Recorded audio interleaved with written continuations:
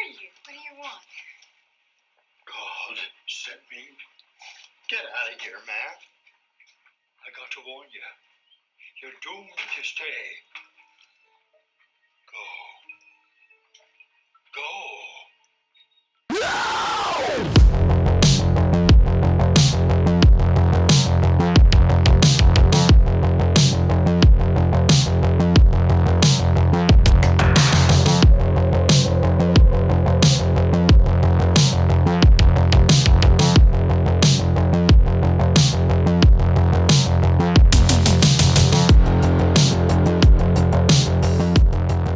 Friends and fiends, welcome back to Blood and Guts presents another SlashOrama for you.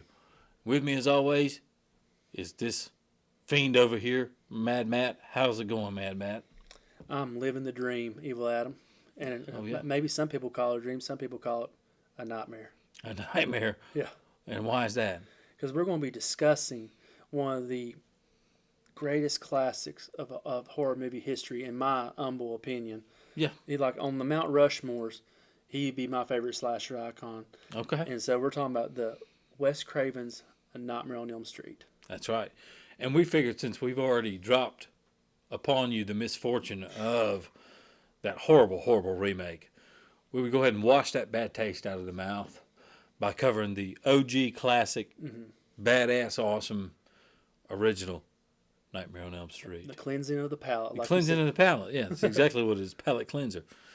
So let's go ahead and kick it off, man. So Nightmare on Elm Street, released in 1984, a year before, like we still wouldn't even thought of at that point. That's right, and we got a legendary cast too in this.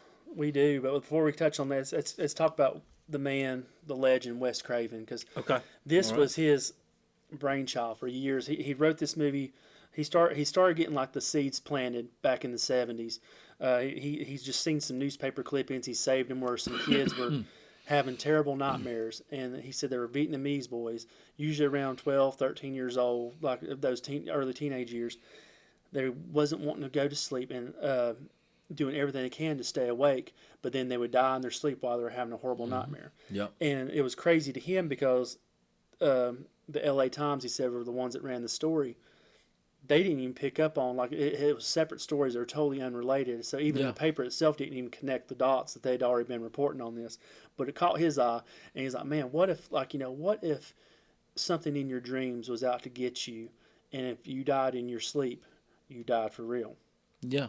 It's a sleep psychosis. Yeah, sleep psychosis. Pretty much. And he stewed on that for a little while, and then he thought about what would be that dream demon that would come after you. And he thought about a time in his childhood when him and his brothers were home alone in a house, and he looked out and there was a little hobo just kind of stumbling up and down the street, and they were kind of watching. And all of a sudden he happened to look up, and they say he kind of dressed like what ended up being Freddy Krueger, and then he'd look up at him and like do like creepy stuff to him, and just trying to mess with him. So they would go hide.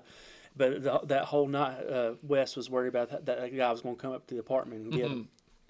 Yeah. So yeah. Like I say, so he wrote this. He was writing it for years. It was really like something. It was his real passion project. He shopped it around to all these studios. They just did not get the concept. They're like, people are going to see that this is a dream. They're not going to be scared. Right. And so we're going to pass on it. And even Wes will say the only person that got it was Bob Shea of New Line Cinema. Yeah. And New Line Cinema at the time was just like a little mom and pop production company that were just showing movies at colleges. They weren't into filmmaking. They were just into distributing movies at the time. Yeah. So Bob Shea saw this as the perfect opportunity to get into movie making, and like I said, he really bought in from the moment he read the script. So I can't remember off the top of my head how much he offered Wes for it, but obviously he wanted Wes to direct it too, and gave him a budget of $1.1 million. Then they set out then to get the ball rolling, and like you're talking about, wonderful cast. We had a fantastic Heather Langenkamp as Nancy Thompson. Oh yeah. And the beauty of Nancy in this movie is she is your true girl next door. She's not drop dead. She's not like these ones from the remake, and I'm not trying to disparage them because they're good looking people. Yeah. But they're almost too perfect. Yeah. where, like I said, she's your girl next door. She looks somebody that's believable that you could see, like your typical girl next door. Yeah, and that's a big thing. I'm not trying to cut you No, off, no, but you go ahead. that's a big thing is we've already dropped upon you, like we said, the remake. For the OG, the characters feel believable. Yes. They feel like your guy, your girl next door, your friend down the street, Right. your buddy that you go to school with. That's who they are. We don't question that when we see it. Exactly. So, And just kind of harken to these other movies, like you think back in the 70s and the 80s when they did cast, they didn't go for like over the top beauty. Like you had some pretty people in there, like you had Kevin Bacon in Friday the 13th, though. yeah, But yeah. you look at Alice and like in Friday the 13th, for example, and she's not drop dead gorgeous. Like I said, she's another one looks like your typical girl next door. Yeah, just typical And people. Yeah, to me, that's what works. Like you can identify with them. sure. Yeah. Rounding out the cast, you got the legendary John Saxon as her father. Nancy's dead. Right. And one of his, I can't remember if this is his first movie or not. It very well may be, but you got Johnny Depp coming in as Yeah, I believe it is Johnny Depp's premiere, and the reason that he was hired is because was it Wes Craven's daughter? Yeah. Was like, he's so dreamy. He's hot, so Dad. dreamy. You got to put him in the movie. So there he goes. Yeah, in the movie. John needs to send her some of his checks then, because I mean, Yeah. this really. I mean, I Yeah. know it didn't springboard where all of a sudden he was just an overnight A-lister, but Right. definitely help carve his niche in like a horror and for years to come. Yep. But yeah, you got Ronnie Blakely as Marge Thompson, Amanda Weiss as Tina Gray, and we'll touch on Tina. Like, obviously, if you haven't seen this movie, pause it because there will be spoilers. We'll come back to it after you watch it. But she is like your psycho character, like Marion Crane. The movie starts off with her in a dream, opens up, so you think she's going to be the main girl. Sure. Yeah. And I loved how Wes done that, like kind of pulled that switcheroo on us. Yeah, the old 1-2. And then you got your final girl. Yeah, Of course. which was Nancy. Nancy. Yeah. And then you got Nick Corey as Rod Lane. And then a couple cameos before we get to the main star of the attraction. But you got Roger Rabbit himself, Charles Fleischer, as the doctor, the dream doctor, what Nancy goes to see. Yep. And then for all you Scream fans out there, we got Joseph Whipp, who plays the sheriff in Scream, and also makes an appearance in this one as Sergeant Parker. Yep. And then the man, the myth, the legend, Robert Englund. Robert Englund himself. Ladies and gentlemen, Freddy Krueger. Freddy Krueger. That's And right. I don't know what like they had a actual schedule, but David Warner was actually originally tapped to play Freddy Krueger. Yeah. And it got so far along that David Miller, who done design the makeup, did multiple makeup tests with him. So Friends and Fiends, we'll put that up some of those shots because I mean the makeup looked great Yeah. on David Warner, and part of me like That would have been a whole interesting yes 'cause take on that. I yeah. wondered like I'd love to know how David would have took the character. Right. I still think Robert was the perfect choice. So whatever scheduling conflicts or if it was a mutual decision for them to part, I don't know really what it was. But like I said, then we got Robert Englund in here, and this is what he's known for. Oh yeah, this is his classic, a classic role. And I had made a note here where, let's see, he for the audition, he had smeared some grease from his car And a little under his ash. eyes, a little ash. He had taken some oil from the car, put it in his hair, slicked it back, and kind of didn't blink the whole time during the audition. So imagine a younger Robert Englund, greased up, just nasty oil from the car on his face, and not blinking, delivering the lines. Yeah. You know, how creepy is that? And you can imagine, you got the part, dude. Well, You I was know. gonna say because Wes said whenever he come in, he's like he's too young, he's too little. Yeah, And then I guess that's part of the reason why he was leaning towards David Warner. But like you say, he made such an impression. Yeah, and he'd been thinking about a more elderly person Right. to even play the role, but decided against it because at first the role was going to go to a stuntman, Right. but then they also realized that you can't really. Right. You need to have somebody who can actually act and deliver the lines. And I'm pretty sure So- that Robert actually come up in the theater, so he had that good stage presence and Oh yeah, able Oh, yeah. how to carry the way he walked. So we got the cast in place. Yep. Like I mentioned his name earlier, David Miller. He'd been designing the makeup, and one of the fun tidbits I seen, he talks about in multiple interviews what got his idea for it. He said he's seen burn victims and stuff. He knew he could make it realistic if he wanted to. We kind of touched on that when we tore apart the remake, how it kind of takes away from the character. He didn't want to go full on grotesque. He wanted to be kind of a little bit over the top and be a character. So he seen a pizza. He was just moving the pepperonis around, moving the cheese on it. That was the look he wanted to. It was like scalded burns, melted flesh. Yep. That's where he got his design, and I just thought he done a fantastic job with his makeup. And I had a note too where, because I didn't realize this till just doing research upon this, but the glove, the scene with the assembling of the iconic glove, that's key. That's crucial. So he's putting together the glove. He's in his forge, if you will, doing his thing. That was actually the special effects man. I might pronounce this wrong. The Belladonneri was the one who knew exactly, because he made the glove. Right. So he designed the glove itself. He made it. He knew how to fit it together. So the first time you see Freddy in the film, or not Freddy so much, but the first time you see the glove being assembled, is him reenacting that scene of, here's how I assemble the glove, which is awesome because you think, That's just, oh man, I'm glad you touched on this thing. That to me, that's so iconic, and it sets the stage for the rest of the movie. Like all you hear is just heavy breathing. Yep, and you have that glove being put together bit by bit. Yeah, and you the hammer to shape the. Yeah, so he's forging it. It's like a blacksmith almost. Right. And so he's forging that glove. You see it come together. You see what it is, and you're like, damn. Yeah, that's a serious weapon of death. And because he so that's pretty much him doubling. Robert Englund's not in the scene obviously, but that's him. His own hand forging the glove, which is just awesome. And you have the score. You have the score playing behind, like I said, just sets the mood. It's just perfect way to open that movie and just set the stage, like you said, because you see the glove whenever it stabs into like a sheet and rips down. Oh man, like I said, I love it. You couldn't think of a better way to start the movie. And who better to do it?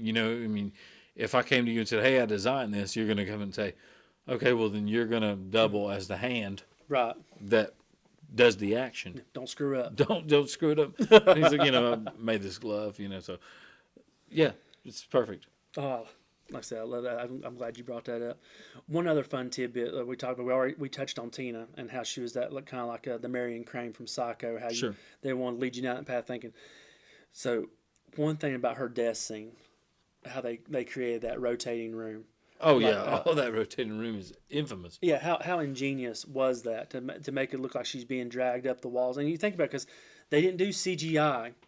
This is still, like I said, 1983, 84 when they're filming the movie, because I can't remember exactly what part where they're filming it, but it had the ingenuity to come up with that rotating room and to set that stage and have her drag up. And you see the blood trail where she's being dragged up the walls. Yep. And then you compare it to the scene in the 2010 remake where she's just bouncing off the walls like a pinball machine. Right. And there's no comparison. 84's version so much better. And when you look at the mechanisms that were involved in the rotating room, it's something that even goes as far as Inception. Yeah.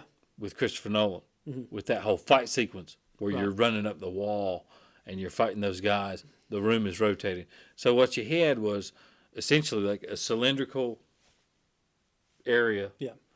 And then your box around it, which would revolve. Your sets revolve, your chairs, your windows, your whatever you got in there. That revolves around it too. So it's a really awesome sequence when you think about it. And even I believe I did read a thing to where Christopher Nolan and those guys were talking about, we used that as a basis for the fight sequence in Inception when Joseph Gordon-Levitt is, fighting those dudes in the hallway. So, well, I know like in the behind the scenes they talked about Amanda Weiss who played Tina, how once she got up on the ceiling and she's looking down, it kind of messed with her depth perception because she's like, As it would. There, I haven't been able to find one. I know it's in documentaries. I don't know if Friends and Fiends. I don't know if we can actually find the picture put up. If we can, we will. But Yeah, if we can find some BTS to put up in this segment, we will. But there was always a cool picture where, and maybe it's just me in my head thinking about it, but I know they talked about it, but Wes Craven just popped his head up through a window. He's like, "You're okay. You're on the floor. you're not on the ceiling. The ceiling is not the floor." Yeah. It's like a bad acid trip at this point, Right. you know, because you're going around and around. That's one thing about Wes. Like I say, you just tell he was like very like relaxed in there. Talking about how he always kept a fun, lighthearted set. Like this goes back to because there was a time where Bob Shea and them didn't have no money because the money didn't come in from the investors. Sure. And that set was ran so well, and they all trusted Wes so much they worked for free. I mean, obviously they got paid after, but they worked without pay for either a week or 2 weeks. Based on the faith, the good faith. The good faith he's created. And that just kind of speaks volumes of Wes Craven. And I love it. And here's another reason why I love this film, Friends and Fiends, is because, like, for an example, the scene when the elongated arms in the alleyway, Yes. you know, that is a couple of cast members with fishing line, one on one end, one on the other. They're elongating those arms. We're taking chances here. We're not just going to throw in some CGI. Now, granted, CGI wasn't a thing, Right. but we're going to take some chances. We're going to see if this works. It's almost like science because we have a hypothesis, we have a theory, we're going to test it out, we're going to see if it works. And sure enough, yeah, there you got the long, stretchy arms. He's coming down the alleyway. You know, does it work? Does it not work? Do we need to go back to plan A, plan B? No, it works. It works. And it wasn't afraid to take those risks. Right. It wasn't afraid to say, hey, we're going to try some shit that nobody's ever done before. Well, you know, you make a great point because it goes to show because like this movie here is low budget, and so like back in those days, and it could still work today though. When you have a low budget and you know you've only got so much money to work with, you've got to be creative.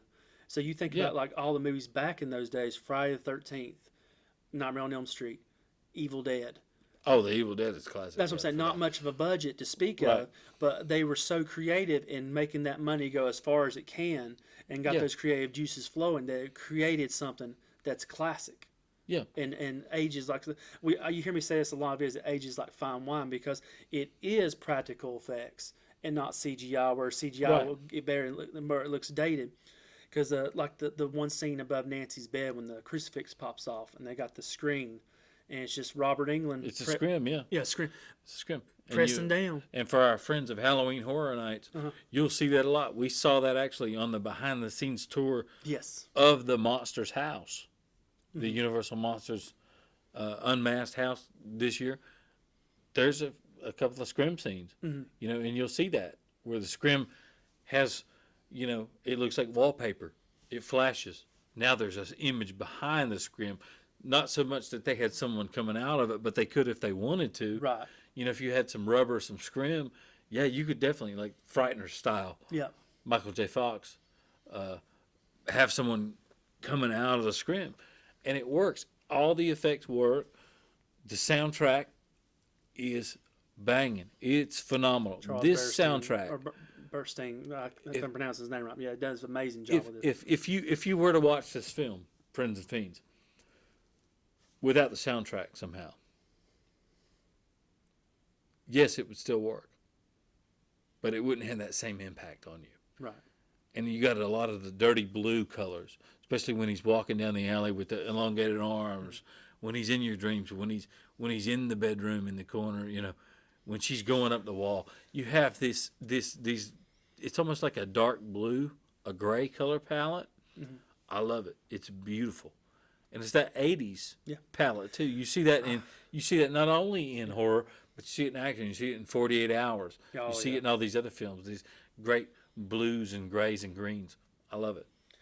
You mentioned that alleyway, but you think about the iconic shot whenever the hubcap rolls or the garbage can lid. I can't remember which one it is. Rolls and crashes, so she turns. Yeah. And you just see his silhouette of his head pop out and see that shadow. Yep. That's just fantastic. And then he's got the glove up to the face.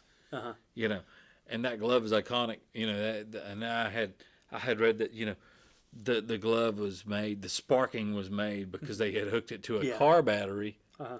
You know, Don't worry if it'll shock you to it death. doesn't matter if it shocks you. You know, We'll get the shot. but so we're going to do that, and we're going to drag that down some metal. So the glove is going off. Mm-hmm. It's got some sparks. The sound effects were made apparently with a steak knife Right. on the underside of a metal chair. And I don't know if this was a metal chair or like a WWF. You know, he's got a steel chair, Mean Gene. I don't know if it was one of those chairs. I'm assuming it was like more of an old school metal, like Right. school chair, like your teacher would sit in the old days. But I'm assuming, but just, yeah, steak knife on a metal chair. You know, it's got that ear, and, you know, Right. it's kind of got that. Makes you that, cringe. Yeah, oh yeah, makes you cringe up because that sound effect. And this is why the film works so well, because of all these different factors put together. You know, Well, part of it, what works for me too, is like, and I understand because everybody has their taste. Like, you know, you got Michael Myers, you got Jason Voorhees. Jason Like, was silent killers. they're silent killers, Oh, yeah. but like I said, they're right to the point. They get to you, they don't mess around. They're going to kill you. Yeah. Freddy has that personality, but he toys with his victims. Oh like, yeah. Like you get to the It's got part the where, one-liners. like, Tina, watch this, and just starts cutting his fingers Cut off his in fingers front off, of yeah, her yeah. just to Yep. mess with her. Yep. But moving on a little bit, though, we kind of talked about that rotating room, and then we know it makes another appearance later on in the movie with Glenn's death. And one of the, like we've touched on it before, I know when we talked about the stuff, because the stuff used that rotating room. The stuff used the Again, room. Inception used If the you room. haven't seen our video on the stuff, go back into our past, give that one a watch, because we think you'll enjoy that one too. Oh yeah. But this one, when Glenn dies and he's pulled through the bed, and that room is upside down, they release that gauntlet of blood. Yeah. I can't remember the name of the camera operator. They talked about how he almost got shocked to death when the blood hit the outlets, and just, like I said, just shocked the crap out of him. So this is some dangerous filmmaking going on at a low budget. Guerrilla filmmaking. Guerrilla filmmaking, and you know, for you Horror Nights fans out there, you know, let's bring this back. Mm-hmm. Rally with us. Let's bring this back. Let's do some, you know, how Horror Nights, you know, Beetlejuice house Right. has the tunnel. Several other houses have the tunnel. Why don't we do some stuff like that where we not only do we have the tunnel, but outside of the tunnel, you see the room going around and around, you know, Really mess and with it you. really mess with your depth perception in this one.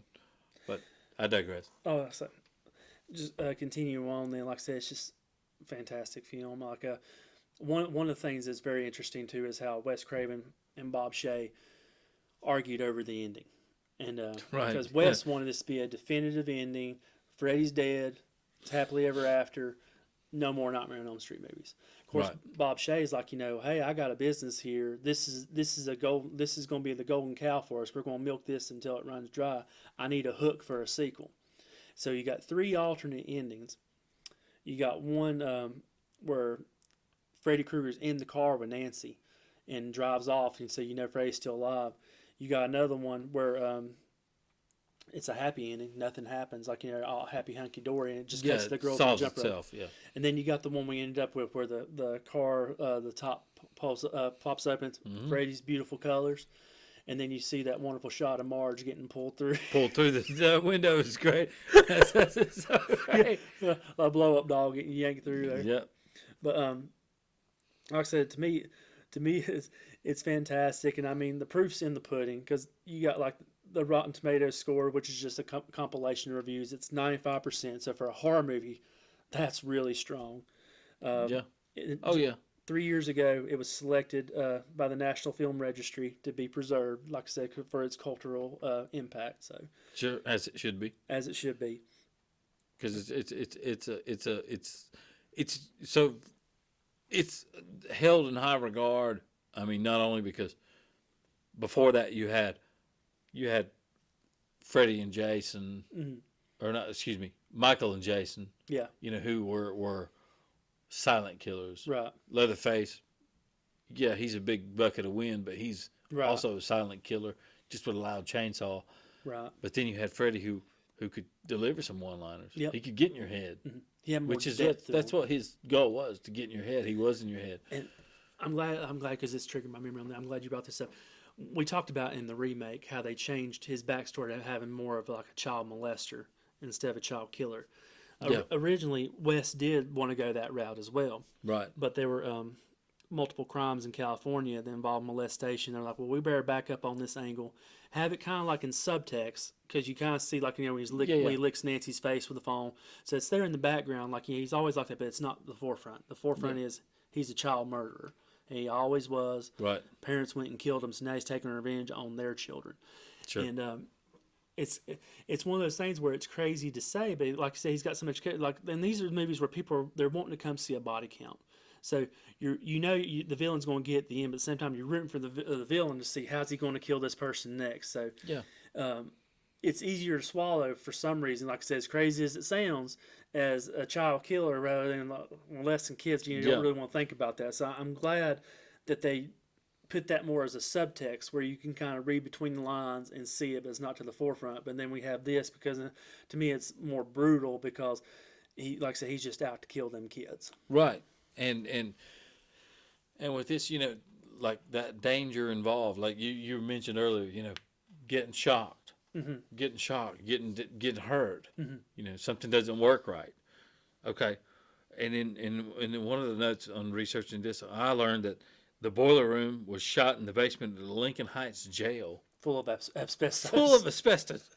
So now you got asbestos. So this is what do we got, I'm sure that the remake film was OSHA was involved. Everybody was involved. This was a safe production, somewhat. Mm-hmm. This one was not. Nope. But OSHA would have a field day. OSHA would have a field day. But look what you better film. Yeah. But then you got to think too, back to the whole backstory of him and the children. Is you have Robert Englund who can pull off this character because Freddy's likable in the early films, and that leads me to a question I was going to ask you: is so you have the OG, the original, you have number 2, 3, and 4, right? Which one? Okay, so number 1, which one do you think he delivers the most? Like awesome one-liners. Which one is he the most sadistic but yet likable of the Freddys? Dream Warriors. Dream Warriors, of course.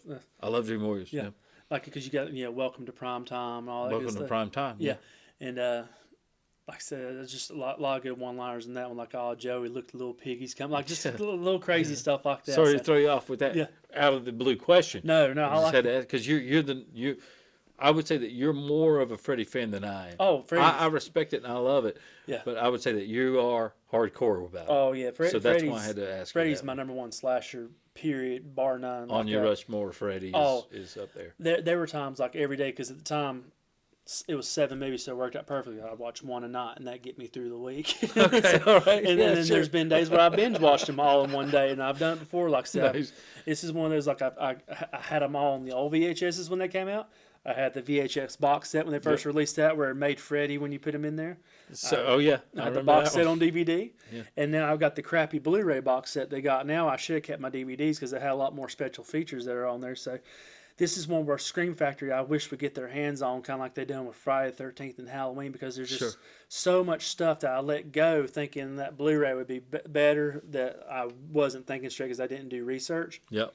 That I'm kicking myself for today, but I'm crossing my fingers that one day we will. So you're saying Dream Warriors is your go-to?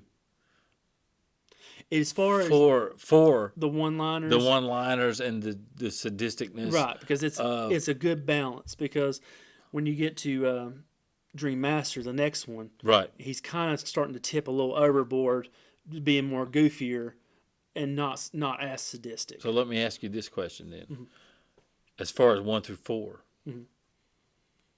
what's your rank on that? I still gotta go with the OG. You gotta go with the OG as number 1. I think it has some spots in the third act, and a lot of people will bring that up as far as when it gets to the booby traps, how it gets a little goofier. But I mean, I still love it. Like I love it because Freddy can still deliver a one-liner, like like the watch this, and how he's toying with Nancy when he's messing with Rod Yeah. Lane. He's looking up at her and smiling. But he is more straight horror, straight sadistic in this one. Yeah. Dream Demon. I think Dream Warriors, they had a bigger budget, so I it's love more Dream Warrior. polished. That Yeah. is definitely more polished with superpowers but this one, especially with Glenn Yeah. and the scene with Glenn. I remember the first time that I ever saw this, and I'd seen Jason. I know. Right. The first time I saw this, I was like, "This is a whole new level." It just stepped on the gas. It stepped up to a whole new level Right. of what the hell is going on in this? The bed, the blood coming out, Right. like the whole thing. Well, it's one that never scared me as a young child. Like, but I loved it. Yeah, no, I wasn't loved it. Like, scary. and I guess because when it's in a dream, anything can happen. And Yeah. and as the movies go on, the worlds get more fantastical. And Yeah, I sure. always As loved they that. should. Yeah. But I love that. Love these sequences in this. And like honestly, I can't wait till where we get to a point where we'll do a video where we can rank them. Like I said, just rank the entire series. And we will. We'll get to that, folks. Where we're eventually gonna get you your Leatherface ranks, Yep.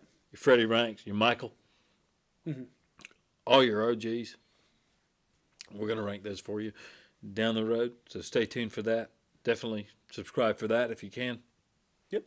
So And throwing it back to you then, like since you go 1 through 4, which one would be your perfect? Like if they're sitting down somebody who's never seen a Freddy Krueger movie before, it's like we gotta sit down, you gotta watch this. yeah, I would say I would start with this. I would start with this, and like you said, Dream Warriors. Dream Warriors I love it. Yep. Because you got this one, and then as it goes on, it kind of escalates. Yeah. But by the time it gets to Warriors, I love it because at this point you think, they have a chance. They have a chance because they got the power. Right. They're going to actually pull it off, and they're all pumped up. And you got your 80s montage where they're like, these are our powers. This is what we're going to do. And then, as good as that is, Right. no, you're not going to pull it off. So, one thing then, like I said, we'll kind of digress going back to the original film.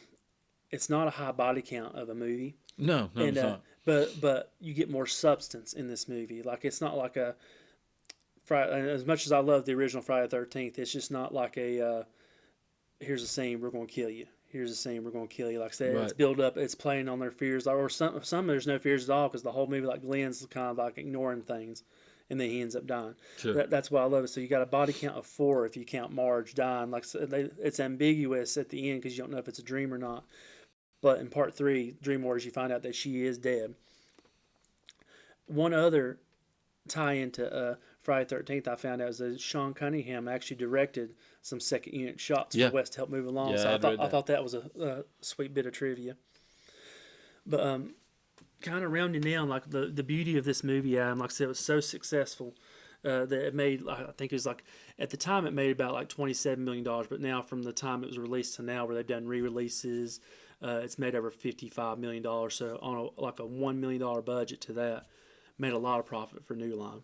Sure. And spawned, as crazy as it sounds, Freddy merchandise. Merchandise, yeah. You got the NECA figures now, but even back in the day, they had talking plush dolls and stuff. And that goes to show how popular he was because kids are buying dolls of a child killer. Of a child killer. It's Robert Englund. Yeah. And that's part, the legendary Robert Englund bringing it together. Yep.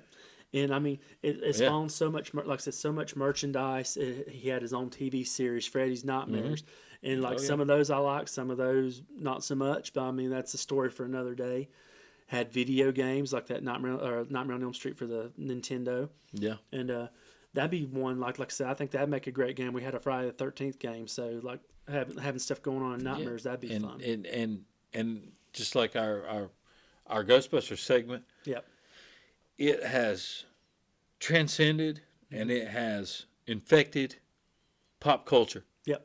Pop culture, where you have the MTV generation. You have Freddie on MTV. Yeah. Wearing sunglasses by a pool, as Freddie doing a promo. this is how big it is. Yep. So it's just it's seeped into that. It's seeped into all of this other stuff. Shirts, like you said, like the shirt you're wearing tonight, Yep. for example. So it's seeped into pop And culture I, itself. like I said, I could wear this shirt out. Like I said, if I went to somewhere that's populated, I guarantee you, 90% of the population is going to know Guarantee it. exactly what I Guarantee am in. it. And that just speaks, like I said, to the staying power, and it's not going to go away. One thing I wish they would do, but I don't know if they have the cojones to do anything like this, is for years Robert England's talked about it. I've wanted it. I know most fans want it, but I've always wanted to see a prequel Prequel, yeah. of Freddy before he's murdered, burned alive, killing these kids, getting off, and then have it like climaxing with the parents killing them, and maybe you see him invade somebody's dream as it's fading out or something like that. But I would love to Yeah. see a prequel for this. Yeah. And I mean, I think England would probably be about it if you. I think, Well, maybe. I think maybe. if you pay him enough money, Depends on the money and the script. I'm Yeah. saying if you present him with a badass script Mm-hmm. that's on point, and you present him with a decent chunk of change, yeah. maybe. And the beauty of it doing the prequel route, he doesn't have to get in the makeup because he's 70. He's in his mid-70s now. He's no spring chicken. So if he's not in the makeup, he can just play that part of a dirty old man out murdering the kids. I know Sure. Heather Langenkamp, and as much as I love her, I wouldn't want to go this route, but she's really clamoring for a legacy sequel that's going to ignore everything after the first the first movie because she dies in part 3. Spoiler alert. Everything after the first movie, kind of like Halloween. And after seeing Halloween, how that went, I'm just it's leave Yeah, the no. timeline alone. I'm just leave that legacy shit alone because Yeah, it's just it's no good. Mm-hmm. But yeah, I mean it's a classic. It's iconic. I mean, you can show someone the shirt. You can show someone this glove. You can show them the hat. Mm-hmm. They'll know what you mean. right. And it's definitely a staple. Mm-hmm. It's a classic for a reason. Yep. And it can't, it's a classic because he's not Michael, he's not Jason. He has things to say, Mm-hmm. and you don't like him. You feel dirty watching him. Mm-hmm. You go, I can't believe he just said that shit and killed her that way. Mm-hmm. But now I got to keep watching to see what he's going to do next. Well, What's he going to do next? It's kind of like we're talking about. So, It's like people are going to these you know. movies. They're not really going to root for the heroine. They're going to see how he's going to kill these kids and what gruesome ways What's he going to do next? That's and the whole thing. The special effects. They want to see splatter pictures. But I digress into that. So, kind of winding down them. Something we always like to do. What is the scale we like to grade our movies upon? That would be the Jeff Goldblum scale of excellence, ladies and You've gentlemen. come to save me. Yes, you've come to save me. And yes, indeed, life finds a way. This is the Jeff Goldblum scale of excellence, which we grade everything on. Yep. From So- 1 Goldblum being shitty to 5 Goldblums being awesome. I can do one better. We'll say 1 Goldblum for maybe Hideaway. His movie Yeah, wasn't that good. okay. There All you the go. way There you to go. There The you go. Fly. There you go. To The Fly. But To Jurassic Park. I'll go ahead and kick us off, and like I said, because I want to know like your ranking and why. Okay. For me, it's a perfect movie. I give it 5 Goldblums. I understand there's some people that have issues with the third act of the film and like all the booby traps, and it kind of gets a little bit over the top. Sure. But just from start to finish, like you brought up that iconic scene of him forging the steel, making the glove. Yeah. And the way it kind of twists and turns, like you say, you think Tina is going to be your main girl. Yeah, it is a flip flop. It's a flip flop. Yep. I love that because like the first time I watched it, didn't see that coming. Yep. And the characters, like you care about every character, like they're going to die. Like I said, it's a body count, but you care for them characters. Like I said, Johnny Depp makes that first appearance, does a great job as Glenn. The direction by Wes Craven, like I said, this being his passion project, it's just near perfect. I'm glad it fell to Bob Shea, like I said, because he's seen it and was able to fund it. One thing I forgot to mention, Bob Shea, he directed the scene with the stairs because that's something he had in his nightmare he wanted to throw in. So like I said, the writing was beautiful, the way it was shot, the scenes, the way it was blocked out. Yeah. Special effects, makeup, beautiful. I love it. 5 Goldblums. How about you? 5 for me. 5 Goldblums. This is a film that if we were hanging out and I never met you, to show me a horror film that's kind of out of the box. Mm-hmm. You know, I mean, I could show you Freddy. I could show you, or not, excuse me, Freddy. But I could show you Jason. Mm-hmm. I could show you Michael. I could show you Leatherface. Sure. But if you said to me, show me something that's kind of outside of the box, Yep. then I would put this on. And I would definitely put on Dream Warriors, you know, Yep. but of course you got to start at the beginning. Right. So I would put this on. So not the remake. Yeah, no, not no, not the remake for sure. But I would show you this because it just has that substance, you know, that the remake lacks. That's what the remake lacks. It lacks Wes. It lacks the substance of feeling like these are characters that, yes, they are in high school. They live down the street from me, or they're one of my high school peers. Right. You know, so this is a film that for sure I could show you if you said, show me something out of the box. Something I'm gonna get.